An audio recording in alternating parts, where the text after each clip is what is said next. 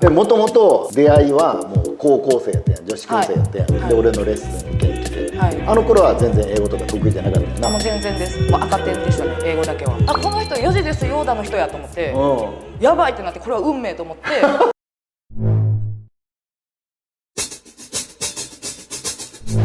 2009年にね初優勝して、まあその前2007、2008と2年連続準優勝やった。どういう気持ちで取り組んでた？あの時はもうほんまに呪われてましたね。もうほんまに取りたくて、やっぱ WeBe ガールズが世界で初めての B ガールの世界大会、やっと日本レペゼンできるっていうか、やっぱ今までアメリカのビデオとか結構回ってきてたけど、日本人が世界に出回るってそうなかったと思うんですよ。やっと自分たちを見てもらえるチャンス、もう自分たちが一番やっていうのを絶対見せてやるみたいな感じで取り組んでましたね。なるほど。フランス大会やけど同時にインターナショナルですよみたいなやつに呼んでもらった時に、決勝でバレンタインたちをうちらは倒してるんですよ。でしかもその時一応なんか3ターンですよって言われてるけど、もうエキサイトしてこっちが出まくったら MC 止めへんみたいなっていうのが海外っていうイメージやったから、昔ってそうやったよね。そうなんですよ。で何ブーブかめちゃめちゃやって、結構圧勝レベルぐらいで勝ったんですよ。でその数ヶ月後のドイツのファイナルやったんで、うちらまた10ムーブぐらいいくんやろうなっていう体で行ってたら、MC にもうほんまに3ターンで止められて、えみたいになって、逆に何もしてへんけどみたいな。こっからやん。そうです。温存してたのに。そうなんですよ。だからもうそれはめちゃくちゃ勉強になりました。もうワンターンワンターンほんまに 100% でいかないとこうなんねんなみたいな。めっちゃ悔しかったですね。これはフランスのインターナショナル呼ばれて優勝したんですよ。日本人やからファイナル出させへんって言われたんですよ。でってなって、ひどいみたいな。世界見てこっちは行ってるから行かれへんってどういうことみたいになって、でもめちゃくちゃ泣いて悔しくて、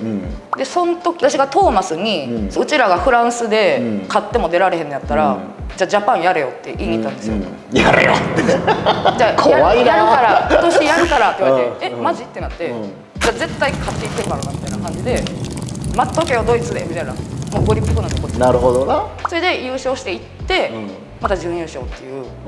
悲しかったですね。うちらの負けて悲しい時いつもそばにいてくれましたね。原田さんも切なそうです。本当申し訳ない。結構この辺に涙ついてたとしーちゃん。それで次の日のクルーバトル、うちらがへこみすぎて行かへんのちゃうかと思って電話してくれましたもん。今日行くみたいな。めっちゃ気使ってるみたいな。チッタのエントランスとこで予選な、日本大会まだもうめちゃくちゃ小規模な時代やな。そうですね。でもあれ良かったですけどね。めっちゃ良かったな。お客さんも近くてめちゃくちゃ盛り上がって。ボティ終わった後やったもんな。そうですそうです。めっちゃ盛り上がったよな。そうですね。あれめっちゃ楽しかったですね。初優勝してどんな気持ちやったの？やっとやと思いました。もうめっちゃ嬉しかったのもあるし、この WeBe に呪われてたんで、やっとスタート地点に立てたと。なるほど。もうこれ取らんかったら次も始まらへん。もう何もできひん。これのために1年やってるみたいな感じでしたね、ずっと。ギラギラしてたもんな。はい、もう苦しかったです。だから解放されてイエーイってなりました。その後どんどん日本勢が連覇するわけやん。その辺についてはどう思ってた？いやもうほんますごいと思います。やっぱうちらよりプレッシャーすごいと思うんですよ。私が決めてたのは、うちらの年以降に代表で行く子には絶対出発の日に LINE とかメッセージするって決めてて、連覇とかマジでどうでもいいからっていうのを伝えるっていうのが私の仕事です。ああ、なるほど。連覇ほんまに心からどうでもいいんですよ、私は。でも結果的に連覇してくれてるから、ストロングジャパンみたいな感じでかっこいいんですけど、連覇のために戦うってしてほしくないというか、やっぱ自分たちが今まで頑張ったことをどれだけ出せるかが一番大事なんで、もう連覇が途切れようがどうでもよかったんで、でも絶対出る方はつながないとって。いやもうみんなそうやで。全部生で見たん俺だけやから。そうですよね。代表になった子は先輩がこうやって連覇してくれてるから、これはもう絶対途切らせれないです、みんな言ってるもん。そうですよね。だからもうどうでもいいよ連覇なんて言ったところで、どうでもよくないって思うのは分かるんですけど、なんかせめてもの心を軽くしてあげたいっていうので、でも日本を背負うってめっちゃ楽しいんですよ、正直。プレッシャーとかって楽しいから、日常生活であんまないことなんで、それは勝手に楽しんだらいいと思うんですけど、なんか連覇に関してはあんまり気にしてほしくない。日本予選が全体的にあれっていう感じだったんですよ。うんでその時私ジャッジコメントでプロレスラーみたいなジャッジコメントして説教するぐらいの感じになったじゃないですか。1年何してきたんみんなみたいな、ほんまに気合入ってんのみたいなことを言って、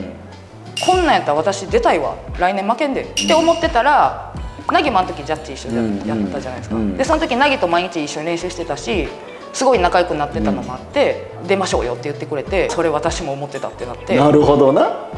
で2回優勝してる人おれへんから、やろうってなって出ました。なぜ世界に先んじてこう日本の B ガールってこんなに発展していったと思う？第一は、B ガールの気合のレベルが違うとは思うんですけど、海外とは、周りの環境は大いにあると思います。私がまだ始めたてとか、3、4年経ったぐらいの時に b ボーイバトル出てソロバトルとかで、自分が負けたと思ったのに勝ったりしたらジャッジ文句言いに行ったりとかしてたんで、私女やから勝ったんですかみたいな。ああ逆にそうです。ちゃんと対等に見てほしいっていうのが、ちゃんとかました時に勝ちたいっていうのがあって、でそういうのを周りの B ガールも見て、そうやんなってなってみんながそういうスタンスになってたんで、多分日本でも大阪は B ボーイが B ガールを B ボーイとして扱うみたいなのは早かったと思うんですよ。でも東京の子らもユリンスとかピーチとかが出てきて、めちゃめちゃ気合入ってたんで、あの子らもあれぐらいからめっちゃ変わったと思います。で私は行動力の大切さって原田さんから学んだっていうか、原田さんに何か言われたことはないですけど、日本で初めてやったことってめちゃくちゃ多いじゃないですか。レッスン始めるとか、イベントをするとか、イベント会社作るとかって前代未聞のことを恐れずに何でもやってはる人っていうのはドキドキしながらやってる。素晴らしいです。だからやっぱどうなるか分かれへんことやのに、とにかくやってみようっていう姿勢は、私はもうやっぱり自分の師匠なんで、その背中見て育ってるっていうのがあるから、どんだけダンス上手くなってもそれに伴う行動力がないと意味がないっていうのをもう昔から思ってたんで、やっぱいろんなとこ自分で足運んでとか、いっぱいイベント出てバトル出て何回負けて悔しい思いしようが、もう何回も出てみたいな、それが多分当たり前になって、周りの B ガールたちももうめちゃくちゃ行動派。今もあるかも分からんけど、昔も結構派閥とかなんかそういうのあったと思うんだけど、そういうのってどうなの？今はないと思うんですけど、私の知る限りでは、私の周りとかはもうみんなすごい仲良くて、もう年齢関係なく、土地も関係なくっていう一致団結してるんですけど、私が4ステップ辞めたぐらいの時は、私一時期いじめられてることがあって、実はその時はもうとある主犯格の子が、やきもち焼いてっていうか、私が目立ちだしたぐらいの時期やったんで、チーム解散して、バトルも増えて、もうバンバンバトル出まくるみたいな時期やったから、それが気に入らんかったみたいで、アドヒップのイベントでね MC の人が、日本全国の B ガールが集まってショーをするぞでバーンってすごい数の B ガールが北海道から沖縄までみんな出てるのを私が下で見てるっていう時間があったんですよ。そんなんあった？わしはいってなって聞いてへんけどみたいな。でそれで自覚したんですよ。あ、私いじめられてんねや。それ誰が仕切ってた？これで。もちろんもちろん。ほんでがそれ全部集めた。そうですそうです。みんなに声かけて、しーちゃん以外でショーしたいからみたいなノリでちゃんと言ってる子もいれば、それ知らんと出たいですで出てる子ももちろんいるんですけど、日本全国の B ガール集めてやるからって言って、それで私だけ知らんっていう状態でショー始まってガーンってなるじゃないですか。ショックみたいな、やばい私いじめられてるってなって、でその周りの B ボーイとかもあれしーちゃん出んでいいんですかみたいな、だって呼ばれてないもんってなってそれで私は強くなりましたね。あれめっちゃありがたいです。今思ったら嬉しかったじゃないけど、それぐらい私今イケイケなんや、出る杭になってるみたいな。そうめちゃくちゃ出る杭叩かれてる。そうなんです。と同時もちろんムカついたのもあるから、怒りのパワーってやばいじゃないですか。結構私怒りのパワーでやってきたところあるんで、私やばいめっちゃ上手くなるわと思って全員見返して、めちゃくちゃスーパーポジティブやな。あ、もうそうですね、そうかもしれないです。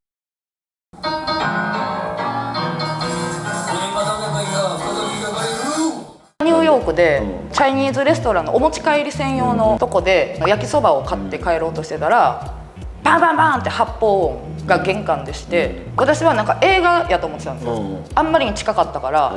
あ、さすがニューヨークやな、こんな夜中にも映画のシューティングやってんのなって思ったら、もう店内の人全員がバーンってしゃがんで、もう慣れてるんでしょうね多分。銃声聞こえたらもうしゃがむみたいな。で一緒におった人が「ヘッダウン!」って言ってきて「えガチのやつ?」みたいな「これガチガチ!」ってなって「えー!」ってなってこうしゃがんで、でさらにバンバンみたいな何発か聞こえて、その入り口から外と店内に撃ってたらしくて、もうほんまに3メートルぐらいの距離。マ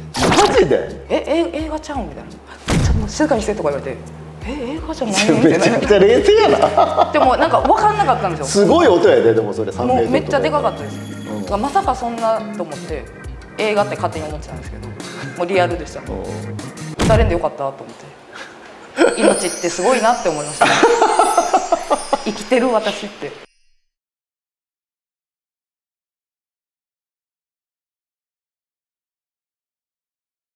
そうですね、あれももう怒りをパワーにしてやってました。もうむちゃくちゃやな。めちゃくちゃでしょ。そうですね。俺もそんなんあったらもう海外もう行けへんけどな。